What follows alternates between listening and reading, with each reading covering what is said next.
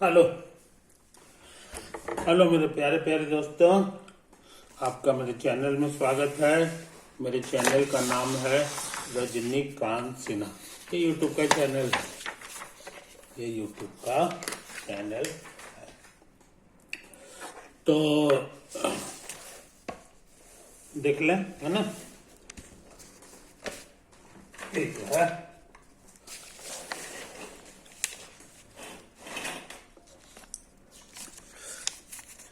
ये देखो चैनल का नाम है रजनीकांत सिन्हा। ये मेरा ईमेल है ना। ये मेरा मोबाइल नंबर है, ये मेरा अकाउंट नंबर है, कैनरा बैंक का है। तुम्हें सेंड करना है 1 लाख रुपया, है ना। बस एक बार, वन टाइम पेमेंट, है ना। तो यही चीज़ है। इसके बदले में मैं क्या करूँगा, मैं फिजिक्स पढ़ाऊँगा, केमिस्ट्री पढ़ाऊँगा, मैथ पढ़ाऊँगा, और ये सारा कंप्लीट करने के बाद जो है PYQ बनाएंगे, पास्ट ईयर क्वेश्चंस। और इस तरह तुम्हारा IIT JEE का, है ना, प्रिपरेशन कंप्लीट हो जाएगा। प्रिपरेशन कंप्लीट हो जाएगा। खास बात जो है ये है कि हम जो पढ़ाते हैं इसलिए नहीं पढ़ाते हैं कि तुम जो है उस सवाल को सीख जाओ कि कैसे ही बनता है कि नहीं। हम तुम्हारे दिमाग में उसको घुसाना चाहते हैं, है ना। ये काम सिर्फ मैं ही करता हूँ, मैं ही करता हूँ, याद रहो। ये साधारण काम नहीं है, किसी के बस की चीज नहीं है कि तुम्हारे दिमाग में ये सारी बातें आ जाए, है कि नहीं। तुम उस काबिल हो जाओ कि आगे से सवाल बना सको। इसके लिए हम जो है प्रयत्नरत है ना, प्रयत्नशील रहते हैं। ये चीज अभी हम क्या कर रहे हैं, कॉन्सेप्ट्स ऑफ फिजिक्स जो बुक है उसका चैप्टर 3 का सवाल बना रहे हैं। तो उसमें जो है ऑब्जेक्टिव 1 है, ऑब्जेक्टिव 2 है। ऑब्जेक्टिव 1 में 10 क्वेश्चन है जो हम कर चुके हैं, नहीं 13 क्वेश्चन है जो हम कर चुके हैं। ऑब्जेक्टिव 2 मल्टीपल चॉइसेस है ना। तो इसमें कहने को तो 10 क्वेश्चन है, मगर 4 ऑप्शन है, तो 10 से कोई 40 क्वेश्चन है, क्योंकि हर ऑप्शन को तुमको केयर करना है कि नहीं, उसका सही आंसर पता लगाना है। तो यही चीज है। इसमें से हम 3 का क्वेश्चन नंबर 3 के A और B दोनों कर चुके हैं, है ना। आज प्रोग्राम है C करने का। C है और D है, इसका फैसला करना है। तो देखते हैं कोशिश करके। यही चीज है। पूछो ये क्वेश्चन कहाँ है, तो क्वेश्चन हम देने जा रहे हैं। ये देखो,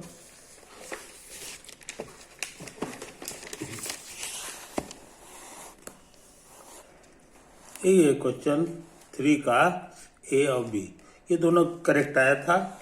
अब इसके बारे में बात करें। एवरेज वेलोसिटी C करने जा रहे हैं। Average velocity of A particle is 0 in A time interval. It is possible that instantaneous velocity is never 0 in the interval. Her point पर जो वेलोसिटी आएगा उसी का नाम है इंस्टेंटेनियस, है ना। वो कभी 0 नहीं होगा। तो इसके बारे में जरा चेक कर लें, है कि नहीं। पूछता है कि इसमें से ये स्टेटमेंट सही है कि गलत है, तो हमको एग्जाम्पल देखना होगा, है कि नहीं। तो देखते हैं कोशिश करके। कोशिश कर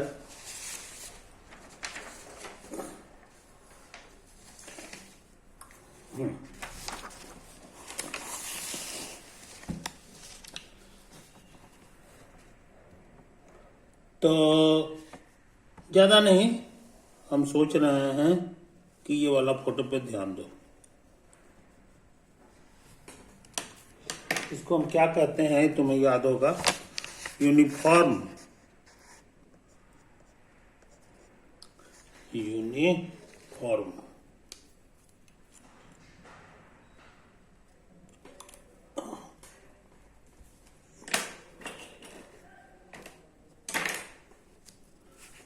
इसी का नाम था यूनिफॉर्म सर्कुलर मोशन। भाई बस समझ में, हम इसी की बात करना चाह रहे हैं। उसी का फोटो बनाया है। ये है सर्कुलर है तो जाहिर है सर्किल होगा, इसका रेडियस कुछ होगा। लेट इट्स रेडियस भी कैपिटल आर। याद रहे रेडियस हमारा फिक्स नंबर होता है। इसी ये मेरा ओरिजिन है, ये मेरा इनिशियल लाइन है, इनिशियल लाइन है कि नहीं। पार्टिकल इसी पे चल रहा है। याद रहे ये दूरी हमारा कैपिटल आर कहलाएगा क्योंकि ये रेडियस है। अच्छा, और ये जो पॉइंट है पार्टिकल है, पार्टिकल एट टाइम टी, उस समय घड़ी में समय टी हुआ है और इसका पोजीशन वेक्टर, इसका पोलर कोऑर्डिनेट है आर थीटा। आर थीटा का मतलब हो गया ये दूरी हमारे लिए आर है और ये एंगल हमारे लिए थीटा। यहाँ समय बदलेगा तो आर भी बदलेगा, यानी आर हमारा एक्चुअल में टाइम टी का फंक्शन है और थीटा भी हमारे लिए टाइम टी का फंक्शन। पूछेंगे अच्छा, यूनिफॉर्म वेलोसिटी, यूनिफॉर्म का क्या मतलब होता है सो समझ लो कि एंगल जो घूमता है वो यूनिट टाइम में सेम होता है। The rate of change in angle, यही मेरा कांस्टेंट, जीरो नहीं है लेकिन कोई भी कांस्टेंट है ना। यूनिफॉर्म का मतलब यही होता है। बहुत से लोग इसको शॉर्ट भाषा में ऐसे लिखते हैं, है ना। हम बगल में टी भी लगा सकते हैं या नहीं भी लगा सकते हैं, जैसा तुम्हारी इच्छा। तो ये कांस्टेंट है, इस चीज को समझ लो।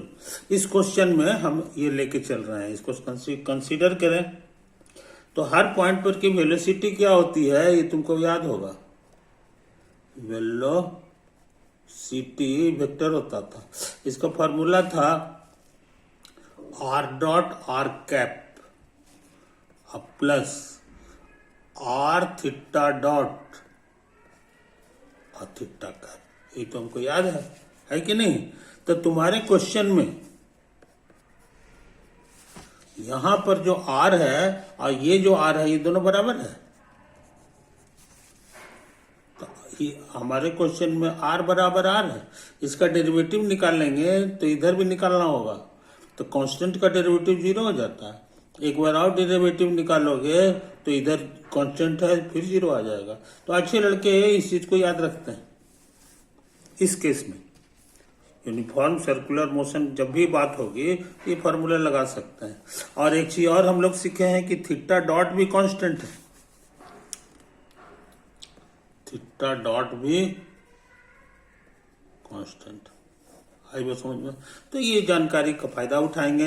अब वेलोसिटी का फॉर्मूला मेरे पास ये है, तो आर डॉट की जगह जीरो भर दो प्लस आर, और आर की जगह कैपिटल आर भर दो। थीटा डॉट है तो थीटा डॉट भी जो है हमारा कांस्टेंट है, ये अभी रहने दो। ये हमारे लिए इतना हो गया। तो वेलोसिटी हमारे लिए ही है, वेलोसिटी वेक्टर हमारे लिए ही हो गया r theta dot theta cap, है कि नहीं। बहुत से लोग इस कांस्टेंट को ओमेगा कहते हैं। क्या कहते हैं? ओमेगा। तो उस हिसाब से ये आर ओमेगा थीटा कैप है। याद रहे ये ओमेगा हमारे लिए कांस्टेंट है। तो हम क्या सीखे कि वेलोसिटी हमारे लिए जो है वो है ये वाला r omega theta dot theta cap. ये फॉर्मूला याद रखिए। हाँ, अब पूछेंगे इसका मैग्नीट्यूड, तो कहोगे इसका मैग्नीट्यूड निकालिए। ये सब पॉजिटिव है और ये सब कांस्टेंट है, तो इसको बाहर निकाल लो। अब खाली यही बचेगा, समझे। अच्छा, आर ओमेगा और ये यूनिट वेक्टर है, यूनिट वेक्टर है, इसलिए इसका मैग्नीट्यूड 1 हो जाएगा। तो हम लोग क्या सीखे, ये आर ओमेगा होता है वी का कैपिटल, समझे कि नहीं। इसमें ये भी कांस्टेंट है, ओमेगा भी कांस्टेंट है, तो ये पूरा का पूरा कांस्टेंट हो गया। और याद रहे इसी का नाम है वेलोसिटी वेक्टर का जो मॉड होता है इसी का नाम है स्पीड। ज्यादातर लोग यही बोलते हैं, स्पीड का मतलब यही होता है। तो हम लोग क्या देखे कि यहाँ जो है इस केस में स्पीड मेरा कांस्टेंट है, समझे, यही तो है, स्पीड मेरा कांस्टेंट है। अच्छा, अब वेलोसिटी हमारा क्या है? वेलोसिटी जो आया है इसके फॉर्मूला में थीटा कैप है, और थीटा कैप बदल रहा है। थीटा कैप किधर होता है याद होगा, थीटा कैप का डायरेक्शन इधर है, इधर होता है ना। ये जो है इसका 90 डिग्री बनाते हुए यही होता है। इसीलिए यहां पर जो वेलोसिटी है वो actually r omega theta cap है, आर ओमेगा थीटा कैप है कि नहीं। इसमें याद रखो सब के सब कांस्टेंट है, ये सब के सब कांस्टेंट है, मगर ये कांस्टेंट नहीं है, नॉट कांस्टेंट। वजह, मान लो यहां पहुंच गया पार्टिकल, है कि नहीं। तो यहां पर जो है ये वाला लकीर कैसा हो जाएगा देखने में, सब समझ लो। ये ऐसे हो गया और इसके साथ ये ऐसे हो गया, ये 90 बना रहा है। तो यहां पर थीटा कैप जो है इधर आ गया, समझे कि नहीं। इसी सेंस में ये कांस्टेंट नहीं है, नॉट कांस्टेंट। तो वेलोसिटी इसका कांस्टेंट नहीं है। हाँ, मैग्नीट्यूड सेम है, ये कांस्टेंट ये कांस्टेंट, तो ये इतना ही हो जाएगा, आर ओमेगा, यही हो गया, ये मैग्नीट्यूड हो गया। तो यहां तुम देख रहे हो कि ये स्पीड कांस्टेंट है मगर वेलोसिटी कांस्टेंट नहीं है। वेलोसिटी इज नॉट कांस्टेंट, है ना। तो यूनिफॉर्म वेलोसिटी में ऐसा होता है, यूनिफॉर्म वेलोसिटी में ऐसा होता है कि नहीं। अच्छा, अब सुनो कहानी, इसके इधर आ जाओ, इसके इधर ले आएंगे तो ये जो वेलोसिटी है इसका मैग्नीट्यूड तो इतना ही रह जाता है, लेकिन डायरेक्शन इधर आ गया है, डायरेक्शन इधर आ गया। आई बात समझ में, यही हो गया वेलोसिटी, वेलोसिटी हो गया। अच्छा, अब हम क्या करना चाह रहे हैं, अब हम क्या करना चाह रहे हैं, मजेदार बात, ये वेलोसिटी जो भी होगा ये उसका निगेटिव है, ये उसका, ये अगर इसको अगर भी कह दोगे, भी कैप, तो ये तुम्हारा माइनस भी कैप हो गया, क्योंकि अपोजिट डायरेक्शन है, मैग्नीट्यूड सेम है। इसीलिए ये दोनों का जो सम होगा, ये दोनों का जो सम होगा, जोड़ेंगे तो 0 आ जाएगा। आई बस समझ में, कोई दिक्कत नहीं। अच्छा, अब हम बात करने जा रहे हैं एवरेज वेलोसिटी का। तो एवरेज वेलोसिटी में तुमको सिखाया है कि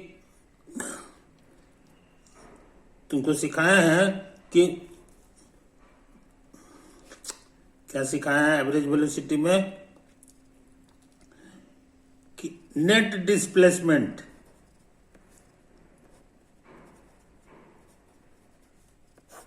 बटे टोटल टाइम,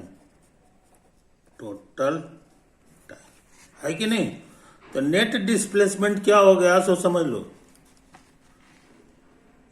यहां से यहां तक का डिस्प्लेसमेंट पूछेंगे तो ये वेक्टर हो जाएगा, समझे। लेकिन पूरा एक चक्कर लगा के आएगा तो फिर लौट के यहीं आ गया। तो यहां पूरा एक चक्कर लगा के आया है, हम पूरे मोशन की बात कर रहे हैं टोटल का, तो इसी हालत में नेट डिस्प्लेसमेंट 0 हो जाएगा, क्योंकि यहां से शुरू हुआ फिर यहीं आ गया, तो डिस्प्लेसमेंट ही हो गया, तो ये 0 हो गया, है कि नहीं। और टोटल टाइम जो भी लगा होगा उसको नीचे लिख दो, टोटल टाइम। ऊपर 0 होने का मतलब हो गया कि पूरा 0 हो गया। यानी इस केस में मजेदार बात यह है कि एवरेज वेलोसिटी 0 आने वाला है, एवरेज वेलोसिटी बराबर 0, है कि नहीं। तो हम ऐसा ही चाहते थे कि पार्टिकल जो है उसका एवरेज वेलोसिटी 0 है कि नहीं। अच्छा, तो कहता है इंस्टेंटेनियस जो वेलोसिटी है वो जीरो है कि नहीं। इंस्टेंटेनियस ये सब जो है ना, इसी का नाम है इंस्टेंटेनियस वेलोसिटी। इंस्टेंटेनियस वेलोसिटी इसी का नाम है। तो इंस्टेंटेनियस वेलोसिटी ये है, जीरो नहीं है। इधर आ जाओ, फिर ऐसा है, फिर जीरो नहीं है, ये भी इंस्टेंटेनियस वेलोसिटी, ये भी इंस्टेंटेनियस वेलोसिटी। इंस्टेंटेनियस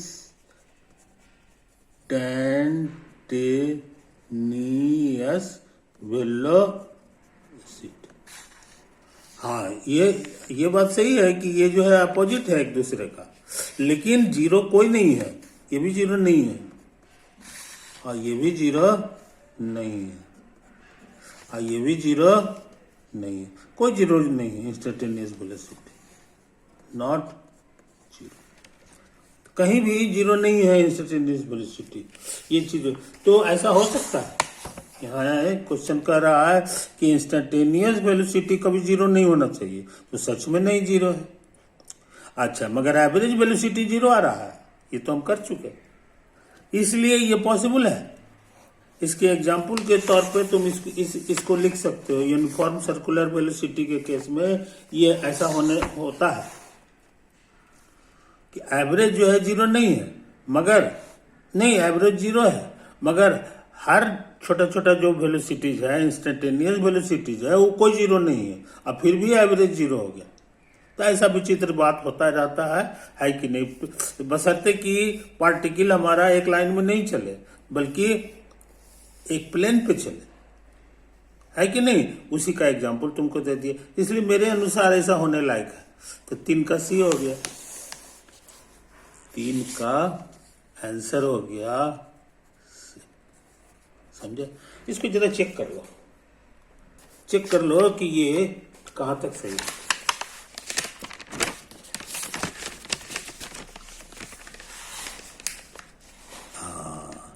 एक आंसर सी भी है कि नहीं। तो ए बी सी तीनों हो गया सी का 3 नंबर का आंसर। तो 3 नंबर हम कर चुके हैं, मगर अभी एक केस और है, एक केस और है, समझे कि नहीं ये चीज। तो इसकी चर्चा बाद में करेंगे, क्योंकि समय ज्यादा हो गया है कि नहीं। ये डी अभी बाकी रह गया है, ये अगले वीडियो में करेंगे। और बस